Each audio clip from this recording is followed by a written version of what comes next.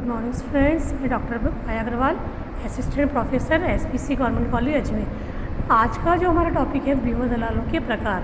अभी तक हमने देखा है कि बीमा एजेंट और बीमा दलाल दोनों ही बीमा के लिए व्यवसाय प्राप्त करने के लिए कार्य करते हैं। आज हम जो देख रहे हैं कि बीमा दलाल के प्रकार के बीमा दलाल कितने प्रकार के हो सकते हैं। तो हम देखते हैं कि बीमा दलाल के मुख्य रूप से 3 प्रकार पाए जाते हैं। हम इनका वर्गीकरण 3 भागों में कर सकते हैं।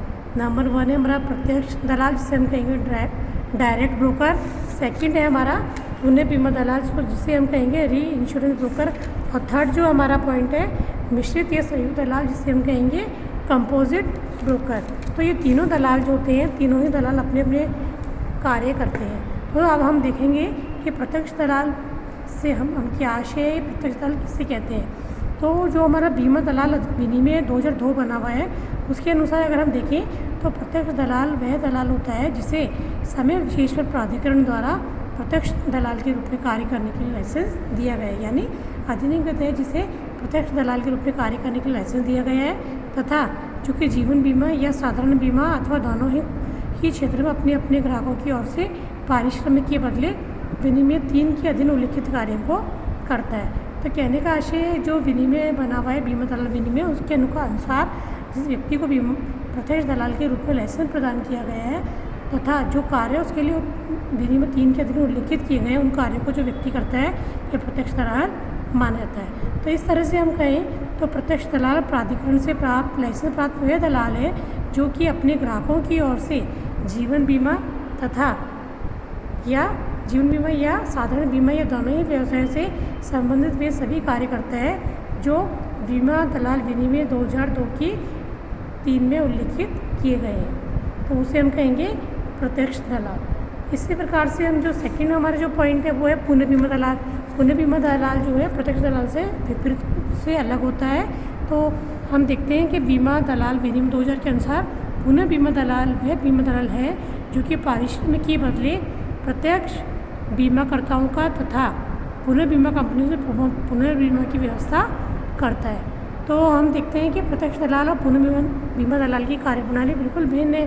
तो इस तरह से हम कह सकते हैं कि पुनः बीमा दलाल वह दलाल है जो कि प्रत्यक्ष बीमाकर्ताओं के लिए पुनर्बीमा की व्यवस्था करता है। पुनर्बीमा का मतलब ऐसा है कि उन्होंने पहले से एक बार बीमा करवा रखा है, उन्होंने पुनः बीमा की व्यवस्था करता है तथा अपने ग्राहकों से पारिश्रमिक प्राप्त करता है।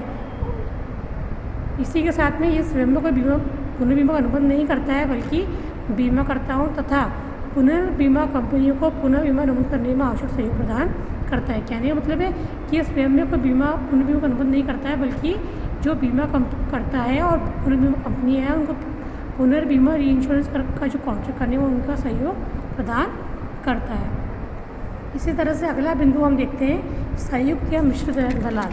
संयुक्त या मिश्रित कंपोजिट ब्रोकर वह कहलाएगा जिसे बीमा दलाल विनियम 2000 के अनुसार मिश्रित दलाल वह बीमा दलाल है जिसे किसी समय विशेष पर प्राधिकरण ने मिश्रित दलाल के रूप में कार्य करने का लाइसेंस दिया है तथा जो कि पारिश्रमिक के बदले अपने ग्राहकों के लिए बीमा कंपनियों तथा पुनः बीमा कंपनियों से बीमा की व्यवस्था करता है।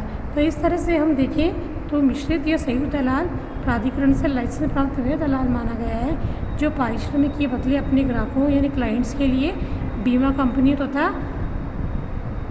अथवा पुनः बीमा कंपनियों से व्यवस्था करता है। तो इस तरह से हम देखते हैं कि मिश्रित संयुक्त दलाल प्रत्यक्ष बीमा दलाल तथा पुनः बीमा दलाल दोनों के कार्य को करता है। तो इसलिए जो हमने बीमा दलालों के जो प्रकार देखे हैं, प्रत्यक्ष दलाल अपने कार्य करेगा, उसको अपने प्रत्यक्ष दलाल के रूप में कार्य करने का लाइसेंस प्राप्त है, जबकि पुनर्बीमा दलाल को पुनर्बीमा दलाल के रूप में कार्य करने का लाइसेंस प्राप्त है।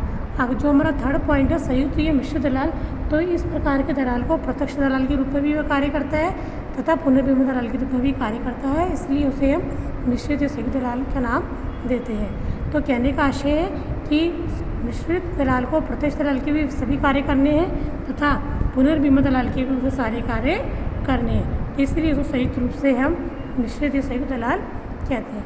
तो इस तरह से हमने देखा जो बीमा दलाल है को 3 भागों में बांटा हमने, और तीनों ही दलाल अपना लाइसेंस प्राप्त करके अपने अपने जो कार्य उनको दिए गए उन कार्यों को पूरा करते हैं और बीमा का व्यवसाय प्राप्त करने का व्यवसाय को आगे बढ़ाने का कार्य करते हैं, क्योंकि तीनों ही दलालों को जो कार्य दिए गए हैं उनको पूरी निष्ठा से अपने कार्य को करना है और उन्हीं कार्यों के बदले उनको पारिश्रमिक मिलता है। तो इसलिए प्रत्यक्ष दलाल जो है बीमा दलाल विनिमय 2002 के अंतर्गत लाइसेंस प्रदान दलाल है, जिसे विनिमय के धारा 3 के अंतर्गत जो अधिकार कार्य दिए गए हैं उन कार्यों को वो करता है।